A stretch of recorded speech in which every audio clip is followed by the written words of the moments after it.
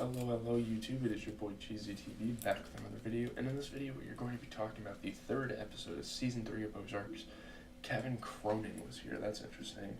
Is that a nice little prank they played on the creators of the show? Why does it say Kevin Cronin was here? Alright, it's time for some characters to fly in this episode and on this show. There's a decent amount of implications that come with this episode. There's a pretty solid cliffhanger, so I think we should get right into it.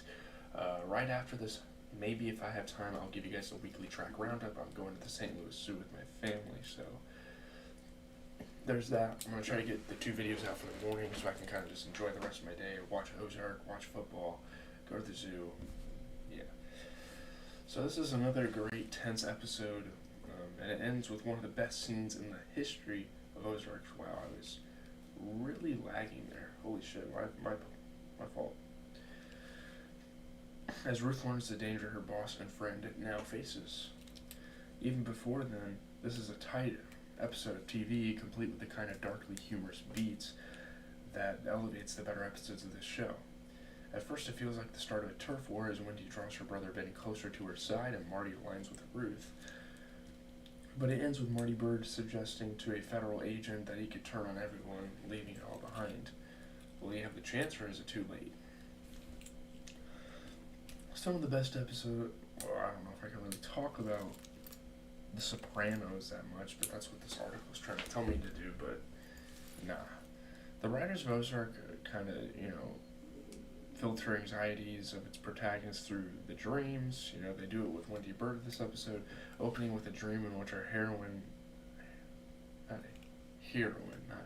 like the drug, sings along to REO Speedwagon's Time for Me to Fly before pulling a dead dog from her trunk and shooting her husband. I don't know what this dream means. Wendy's kind of fucking psychotic for dreaming something like this. I feel like that should be a pretty big concern. She probably needs psychological help, like, not even joking. That is super, super weird, super messed up. I'm not really sure how I feel about it. Time for Wendy to leave the nest and fly without Marty. I mean, there's some huge marital issues, and that's something that's been going on for a while, ever since these two have had to start making big decisions in their lives. They've had nothing but problems with each other. It's super unfortunate. That's what happens when there's big stakes at hand, and you have to make a choice. Taken with the other dream in which she pays him to leave, Wendy's subconscious is clearly telling her that she can't succeed with her husband in her life. It's got a cool, Cade Langmore kind of mirror image, that scene with her, paying him off in the diner. But can she succeed without him? I'm not really sure what they would do without him. He's a big financial guy. Obviously, she's political. She's good with people. She can manipulate things. Well, Marty's the one doing the actual numbers. Marty knows exactly how to run businesses, what you need, yada, yada, yada. I mean, Helen thinks they could go without Marty. It'd be interesting to see them try. She plays to Wendy's sizable ego, claiming that she's eclipsing Marty professionally, and noting that the same dynamic led to the end of Helen's marriage.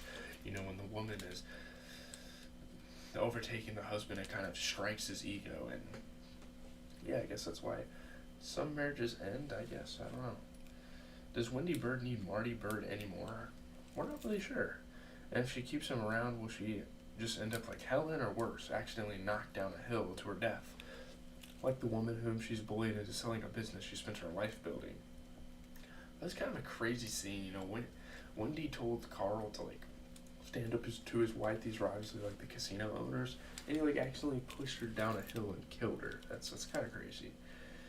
I don't know, man.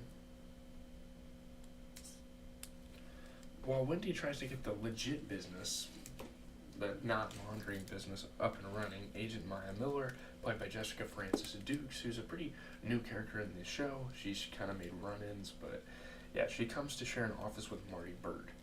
She's very good at more than just naming brands with 3 letters in their name: REM, ELO, NWA, that sort of thing. And it's going to be very difficult to move cartel money under her watch. She's the really good agent. She's not like a reckless petty. She's not like an ignorant Evans. She knows exactly what the hell she's doing, and she's tracking everything down. So Marty suggests to Ruth that they're going to have to move it through the new casino, but that's not an option either. They closed that casino down. Wendy and Helen have closed it down, and they want it to be a legit business when it opens anyway. So yeah, they're in quite the pickle. I mean, people are holding things behind their backs. It's going to lead to more and more problems as the show kind of goes on. Again, Marty is looking for solutions while Wendy is looking for an empire, which is pretty foolish. I don't know. That empire involves Frank Cosgrove, the head of the Kansas City mob, who was promised a cut of the new casino, which is now closed. So that's pretty shitty, you know. So he comes to Wendy, revealing that what Marty did to try to squash the deal. Yikes, man! This is where Wendy and Marty start to kind of butt heads even further here.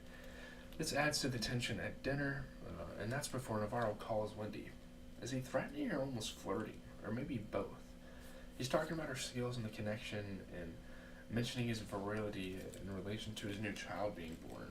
He's telling a lot of stories about his life and kind of what's going on, and he's trying to relate that back to like the situation they're currently in. I think it's kind of interesting. He's still trying to figure her out, but the key piece of advice he gives her is simple. If you can't get what you want with reason, you have to get it with force, and that seems like a very cartel mindset. I'm not really surprised a cartel member thinks that way. While Wendy is putting the final touches on her push to remove the owners of the hotel casino she's buying, Helen is feeling out Ruth's role in the operation. She's trying to kind of get to know her a little bit more, you know. She wonders if Ruth could run the Missouri Belle while Marty takes lead on the new business, which definitely plays to Ruth's need for a greater role to meet her skill set. You know, she's been feeling neglected recently, and I feel like this is going to be like a really big opportunity for her. But Marty realizes the darker undercurrent. Helen isn't trying to find out if he could work at the other operation. He's trying to find out if he's still needed at all, because if Wendy knows how to run the books, it's literally like a Walter White Gale thing. Like, they planned on killing Walter White, but instead of Walter White teaching Gale, which kind of happens in Ozark, they had Gus teaching him. So it's a really interesting storyline that they kind of follow here. Maybe the cartel's planning on killing Marty, you never know. She doesn't really know Ruth that well, but yeah. If this really blows up into a turf war, it's almost certain that Ruth will side with Marty over Wendy and Helen. Oh, 100%. So Wendy finds out that the last holdout in her new plan just fell down a hill, and she barely pauses before taking on a new deadly project. She is not hesitant. She is moving, man. She really is a shark, always needing something to keep her moving. The new project is getting Zeke back from Darlene, which leads to Wendy picking a fight and getting punched by the hillbilly. I'm gonna go pick a fight with a hillbilly. I mean, Darlene Snell can't hold her temper for more than 2 minutes, so she let her act funny about it around Marty. She not only needs a new plan, she needs a new secret from her husband. Meanwhile, Marty realizes that the REO Speedwagon concert for the dental convention could be a solid target for money laundering. He's trying to find anything he can, because if he's trying to run things through the casino, it's not going to go well with Maya watching over things. Hysterically, so does REO Speedwagon's manager, knowing that what Marty is doing when he offers an extra $100,000. She's like, alright, I know exactly what's going on. Another offer hits the table, and Agent Miller tells Marty that he could use his skill set. Go to prison for 18 months, Navarro will think you didn't talk, and then be a contractor for the federal government.